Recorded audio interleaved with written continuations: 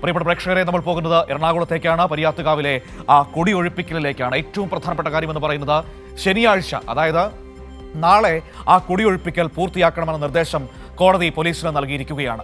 അതുകൊണ്ട് തന്നെ ഇനിയൊരു പോലീസ് നടപടി ഉണ്ടാകുമോ എന്നതാണ് ഏറ്റവും പ്രധാനപ്പെട്ട ചോദ്യം. അങ്ങനെ ആ ആശങ്കയിൽ ആ മനുഷ്യർ നിൽക്കുമ്പോൾ അവർക്ക് പൂർണ്ണ പിന്തുണയുമായി CPIM എന്ന പാർട്ടിയും ആ പാർട്ടിയുടെ വർഗ ബഹുജന സംഘടനകളും അണിനിരക്കുന്നതാണ് നമുക്ക് കഴിഞ്ഞ ദിവസങ്ങളിൽ ആ സമരമുഖത്ത് കാണാൻ കഴിഞ്ഞത്. ഇന്നും അതിന് തുടർച്ചയുണ്ടാകുമെന്നാണ് ഞാൻ മനസ്സിലാക്കുന്നത്. വിവരങ്ങളുമായി തിയോഫിൻ എന്നോടൊപ്പം ചേരുകയാണ് കൊച്ചിയിൽ നിന്ന്. നോക്കാം പരിയാത്തുകാവിൽ സംഭവിക്കാൻ പോകുന്നത് എന്തൊക്കെയാണെന്ന്. Theophin, good morning. ആശങ്കയുടെ മുൾമുനയിലാണ് ആ മണ്ണിൽ താമസിക്കുന്ന മനുഷ്യർ നിൽക്കുന്നത്. കാരണം നാളേക്ക് മുമ്പ് കുടിയൊഴിപ്പിക്കൽ പൂർത്തിയാക്കണം എന്ന ഉത്തരവ് കോടതി നൽകിയിരിക്കുകയാണ്. വീണ്ടും ഒരു പോലീസ് നടപടിക്ക് സാധ്യതയുണ്ടോ എന്ന ആശങ്ക നിൽക്കുകയാണ്. മറുഭാഗത്ത് ആ മനുഷ്യരോടൊപ്പം ചേർന്ന് ശക്തമായ പ്രതിരോധമുയർത്തുന്ന CPIM എന്ന പാർട്ടിയെയും അവരുടെ വർഗ ബഹുജന സംഘടനകളെയും നമുക്ക് കാണാൻ കഴിയുന്നുണ്ട്. ഇന്നും അവിടെ പ്രതിഷേധങ്ങൾ ഉണ്ടാകുമോ? എന്താണ് എന്ന് നമുക്ക് പറയാൻ പറ്റുന്ന കാര്യങ്ങൾ, മനസ്സിലാക്കാൻ പറ്റുന്ന വിവരങ്ങൾ?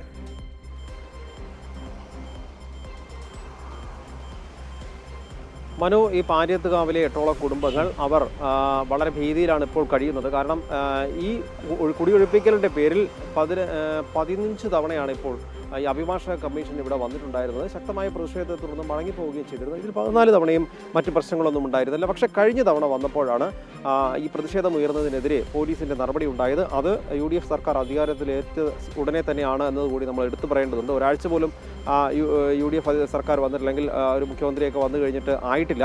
അതിനിടയിലാണ് ഇത്തരത്തിലൊരു സംഭവം ഉണ്ടാകുന്നത്. അതുകൊണ്ട് തന്നെ ഒരു കാര്യം വ്യക്തമാണ്, സർക്കാരിൻ്റെ നിലപാട് എന്താണെന്ന് എന്തായാലും കണ്ടു തന്നെ അറിയേണ്ടി വരും. പക്ഷേ LDF സർക്കാർ ഇരിക്കുന്ന സമയത്ത് ഇത്തരം നടപടികൾ, കോടതി നിലപാടുകൾ, കോടതിയുടെ നിർദ്ദേശങ്ങളൊക്കെ ഉണ്ടായിരുന്നെങ്കിൽ കൂടി ഈ ജനങ്ങൾക്കൊപ്പം, അതായത് ഇവിടുത്തെ കുടിയിറക്കപ്പെടുന്ന ജനങ്ങൾക്കൊപ്പമായിരുന്നു CPM നിലകൊണ്ടത്. ആ നില ഇനിയും തുടരും. CPMൻ്റെ വർഗ ബഹുജന സംഘടനകളുടെ നേതൃത്വത്തിൽ ഈ പാരിയത്തുകാവ് നിവാസികൾക്കുള്ള പിന്തുണ അത് തുടർന്നുമുണ്ടാകും. ഇന്നലെ ഒരു സാമൂഹ്യ സദസ്സ് സംഘടിപ്പിച്ചിരുന്നു. ഇന്നലെ മുൻമന്ത്രി P. രാജീവ് ഉൾപ്പെടെയുള്ളവർക്ക് ഇന്നലെ ഇവിടെ പാരിയത്തുകാവിലെത്തി ഈ പാരിയത്തുകാവ് നിവാസികൾക്ക് പിന്തുണ നൽകിയിരുന്നു. ശക്തമായി തന്നെ അവരോടൊപ്പം ഉറച്ചു നിൽക്കും, എല്ലാ പിന്തുണയും ഉണ്ടാകുമെന്ന് ഉറപ്പ് നൽകുകയും ചെയ്തു. ഇന്നലെ തന്നെ P. രാജീവ് പറഞ്ഞ ഒരു കാര്യം കൂടിയുണ്ട്. ഇതുവരെയും ഈ പറഞ്ഞ പോലെ ഈ നിയമങ്ങളും കോടതി നിർദ്ദേശങ്ങളൊക്കെ ഉണ്ടെങ്കിൽ കൂടിയും ഒരു പോലീസ് നടപടിയിലേക്ക് ഈ ഇവിടുത്തെ നിവാസികൾ, അതായത് പതിറ്റാണ്ടുകളായി ഇവിടെ താമസിക്കുന്നവരാണ്, അവർ ഒഴിഞ്ഞു കൊടുക്കണമെന്നാണ് ഈ കുടിയൊഴിപ്പിക്കൽ ഭീഷണി അവർ നേരിടുന്നത്. ആ കുടിയൊഴിപ്പിക്കൽ ഭീഷണി നേരിടുന്നവരെ അവരെ ഉപദ്രവിക്കാനോ അല്ലെങ്കിൽ അവർക്ക് യാതൊരു പ്രശ്നങ്ങൾ ഉണ്ടാക്കാനോ ഒന്നും പോലീസും തയ്യാറായിരുന്നില്ല. അഭിഭാഷക കമ്മീഷന് പിന്തുണ സംരക്ഷണം കൊടുക്കുക എന്നത് മാത്രമാണ്. അവർക്ക് നേരെ ജനങ്ങളുടെ കയ്യേറ്റം ഉണ്ടാകാതെ തടയുക. അതായത് ചിലപ്പോൾ ഒരുപക്ഷെ ക്ഷോഭം കൊണ്ട് ആരെങ്കിലും കയ്യേറ്റം ചെയ്തേക്കാം, സാധ്യതയുണ്ട്. അങ്ങനെ ഉണ്ടാകാതിരിക്കാനുള്ള ഒരു സംരക്ഷണം ഒരുക്കുകയാണ് പോലീസ് ചെയ്തിരുന്നത്. പക്ഷേ അവിടെ നിന്നൊക്കെ പോലീസിൻ്റെ നിലപാട് മാറിയിരിക്കുന്നു. ഇന്നിപ്പോൾ ഈ ഒരു സാഹചര്യം കൂടി കണക്കിലെടുത്താണ് എന്തായാലും ശക്തമായ പിന്തുണ ഈ പാരിയത്തുകാവ് നിവാസികൾക്ക് നൽകാനായി ഇപ്പോൾ CPM-ഉം വർഗബഹുജന സംഘടനകളും തീരുമാനിച്ചിട്ടുള്ളത്. നിലവിൽ അവർക്ക് പിന്തുണയുമായി CPM-ൻ്റെ പ്രാദേശിക നേതാക്കളൊക്കെ രംഗത്ത് നേരത്തെ തന്നെ ഉണ്ടായിരുന്നു. ഇനിയും തുടരും. ഇന്നിപ്പോൾ പ്രതിഷേധ സദസ്സ് സംഘടിപ്പിക്കുന്നുണ്ട്. ഇന്ന് ജനാധിപത്യ മഹിളാ അസോസിയേഷൻ പിന്തുണയുമായി എത്തുന്നുണ്ട്. നാളെ DYFI പ്രവർത്തകർ എത്തുന്നുണ്ട്. ഇതിന് പിന്നാലെ മറ്റ് സംഘടനകൾ, പട്ടികജാതി ക്ഷേമ സംഘടനകളുടെ നേതൃത്വത്തിൽ വരും ദിവസങ്ങളിലുള്ള ഈ പിന്തുണയുമായി എല്ലായിടത്തും കേരളം ആകെ തന്നെ ഈ പ്രതിഷേധ സദസ്സുകൾ നടത്താനുള്ള ഒരു തീരുമാനമുണ്ട്. എന്തായാലും ഇന്ന് മുൻമന്ത്രി R. ബിന്ദു ഉൾപ്പെടെയുള്ള നേതാക്കളൊക്കെ ഇന്ന് പാരിയത്തുകാവിലെത്തും. ഒരു 10 മണിയോടുകൂടി എല്ലാവരും നേതാക്കൾ എത്തുമെന്ന് 9-നും 10-നും ഇടയിലായി എത്തും എന്നാണ് അറിയിച്ചിട്ടുള്ളത്. ഈ ഇവിടുത്തെ നിവാസികൾക്ക് വലിയ പിന്തുണ നൽകും. പക്ഷേ ഇതിൽ കഴിഞ്ഞ ദിവസമുണ്ടായ, അതായത് 15ാം തവണ അഭിഭാഷക കമ്മീഷൻ ഈ കുടിയൊഴിപ്പിക്കലിന് എത്തുമ്പോൾ ഉണ്ടായ ആ പോലീസ് നടപടി, അതിൽ ഏറെ പേർക്ക് ഇവിടെ താമസിക്കും. നോക്കണം, 8ഓളം കുടുംബങ്ങളാണ് ഇതിൽപ്പെട്ടവർക്ക് ഇവർ പ്രതിഷേധവുമായി രംഗത്തെത്തിയിരിക്കുന്നത്. കിടപ്പാടം സംരക്ഷിക്കുന്നതിന് വേണ്ടിയാണ്.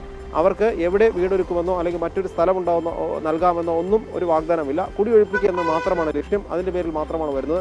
എന്തായാലും നിലവിൽ ഇപ്പോഴത്തെ സ്ഥിതി വളരെ പ്രധാനപ്പെട്ട കാര്യമുണ്ട് തിയോഫിൻ, വളരെ പ്രധാനപ്പെട്ട കാര്യമുണ്ട്. ഇപ്പോൾ തിയോഫിൻ പറഞ്ഞതുപോലെ നമുക്കറിയാം, കഴിഞ്ഞ സർക്കാരിന്റെ കാലത്ത് 14 തവണ ഈ അഭിഭാഷക കമ്മീഷൻ ഈ പോലീസ് സന്നാഹവുമായി അവിടെ എത്തിയതാണ്. അന്ന് സർക്കാരിന്റെ ഇടപെടൽ കൊണ്ട് ഒരു മനുഷ്യന്റെ ദേഹത്ത് പോലും ഒരു തരി മണ്ണ് പോലും വീണിട്ടില്ല എന്ന് നമുക്കറിയാവുന്നതാണ്. പക്ഷേ അധികാരമേറ്റ് 3-ാം നാൾ ആ മണ്ണിൽ വേട്ട നടത്തുകയായിരുന്നു പോലീസ്. UDF സർക്കാർ അധികാരമേറ്റ് 3-ാം നാൾ നരനായാട്ട് നടത്തുന്നത് നമ്മൾ കണ്ടു. നമ്മൾ സംസാരിക്കുന്ന ഈ നിമിഷം വരെയും മുഖ്യമന്ത്രിയുടെ ജില്ലയാണ്, മുഖ്യമന്ത്രിയുടെ മണ്ഡലത്തിന് തൊട്ടടുത്ത മണ്ഡലങ്ങളിൽ ഒന്നാണ്. ഒരു വാക്കുകൊണ്ട് പോലും ആ മനുഷ്യരോട് ഐക്യദാർഢ്യം പറയാൻ കേരളത്തിന് മുഖ്യമന്ത്രി VD സതീശൻ തയ്യാറായിട്ടില്ല എന്ന വളരെ പ്രധാനപ്പെട്ട കാര്യമുണ്ട്. എന്താണ് ആ മനുഷ്യരുടെ പ്രശ്നമെന്ന് അന്വേഷിക്കാനുള്ള ഒരു സാമാന്യ മര്യാദ പോലും അവിടുത്തെ MLA കാട്ടിയതായിട്ട് എനിക്കറിവില്ല. അപ്പോൾ ഈ ഭരണ സംവിധാനത്തിന്റെ, ഭരണകൂടത്തിന്റെ സമീപനം എന്താണ് എന്നത് നമുക്ക് വ്യക്തമാവുകയാണ്. സ്വാഭാവികമായും വരും ദിവസങ്ങളിലും ഈ പോലീസ് നടപടികൾ നമ്മൾ പ്രതീക്ഷിക്കുക തന്നെ വേണം.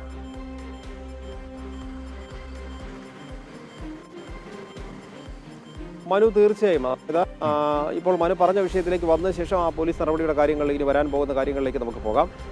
നിലവിൽ എന്തായാലും ഇത്രയും നാൾ, അതായത് കഴിഞ്ഞ 15 തവണ ഇപ്പോൾ നമുക്കറിയാം 15-ാം തവണ ഉണ്ടായ സംഘർഷങ്ങളും കാര്യങ്ങളും ഒക്കെ നമ്മൾ തന്നെ റിപ്പോർട്ടായി നൽകിയതാണ്.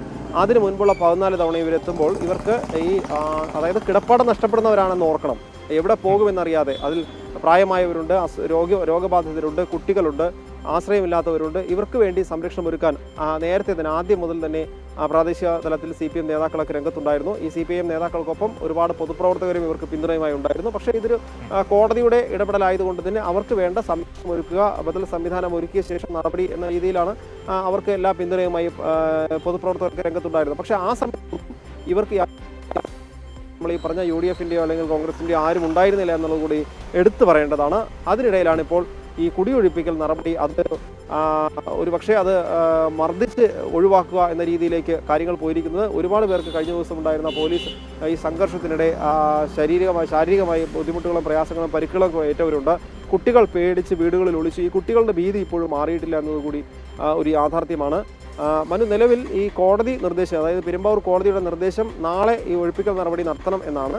ആ കോടതി ഇപ്പോൾ കർശനമായി നിർദ്ദേശിക്കാൻ ഒരു കാരണം കൂടിയുണ്ട്. ഹൈക്കോടതിയുടെ നിർദ്ദേശമുണ്ട്. ഈ വരുന്ന 26-ാം തീയതി ഹൈക്കോടതിയിൽ പെരുമ്പാവൂർ കോടതിയിൽ നിന്നുള്ള റിപ്പോർട്ട് എത്തണമെന്നാണ് ആവശ്യപ്പെട്ടിട്ടുള്ളത്. ആ 26-ാം തീയതി എന്ന ദിവസം ഹൈക്കോടതി നൽകിയിട്ടുള്ള ഡെഡ്ലൈൻ ആയതിനാൽ തന്നെ 25-ാം തീയതി വൈകിട്ട് 3 മണിക്കുള്ളിൽ ഈ നടപടി പൂർത്തിയാക്കി പെരുമ്പാവൂർ കോടതിയിൽ അതിൻ്റെ റിപ്പോർട്ട് നൽകാനാണ് അഭിഭാഷക കമ്മീഷനോടും ഒപ്പം ആമീനോട് നിർദ്ദേശം നൽകിയിട്ടുള്ളത്. ഇവർ കഴിഞ്ഞ ദിവസം എത്തിയിരുന്നു. ഇതിന് പിന്നാലെ നാളെയും വീണ്ടും ഇതുമായി ബന്ധപ്പെട്ട നടപടികൾ തുടരും. കോടതിയുടെ നിർദ്ദേശപ്രകാരമാണെങ്കിൽ ഈ ശനിയാഴ്ച 23-ാം തീയതി നടപടി പൂർത്തിയാക്കണം. അതിന് സാധിക്കാതെ വന്നാൽ തൊട്ടടുത്ത ദിവസം നടപടി എടുത്തിരിക്കണം എന്നുള്ളതാണ്. അങ്ങനെ എന്തായാലും 25-ാം തീയതി ഉച്ച കഴിഞ്ഞ് 3 മണിക്കുള്ളിൽ ഈ പറയുന്ന ആളുകളെയൊക്കെ ഒഴിപ്പിച്ച് അവിടെ നിന്ന്, അതായത് ഈ 8ഓളം കുടുംബങ്ങളെ ഒഴിപ്പിച്ച് അവിടെ ഇതിൻ്റെ റിപ്പോർട്ട് എന്ത് നടപടി പൂർത്തിയാക്കിയതിൻ്റെ റിപ്പോർട്ട് കോടതിയിൽ സമർപ്പിക്കാനാണ് നിർദ്ദേശം. പക്ഷേ ബദൽ സംവിധാനം ഒരുക്കുന്നതിനെക്കുറിച്ച് ആരും പറഞ്ഞിട്ടില്ല. ഇതിന് സഹായം തേടി ആവശ്യമായ സുരക്ഷാ സൗകര്യങ്ങൾ ആലുവ റൂറൽ എസ്പിയുടെ നേതൃത്വത്തിൽ ഒരുക്കാൻ നിർദ്ദേശം നൽകിയിട്ടുണ്ട്. ഈ നിർദ്ദേശം ഒപ്പം കൂടുതൽ പോലീസ് സന്നാഹത്തെ വിന്യസിക്കാനുള്ള നീക്കങ്ങളാണ് ആരംഭിച്ചിരിക്കുന്നത്. അതിന് കൃത്യമായി പോലീസ് സംവിധാനത്തെ വിന്യസിപ്പിക്കാൻ ആലുവ റൂറൽ എസ്പിയോട് നിർദ്ദേശം നൽകി കഴിഞ്ഞിരിക്കുന്നു അല്ലേ?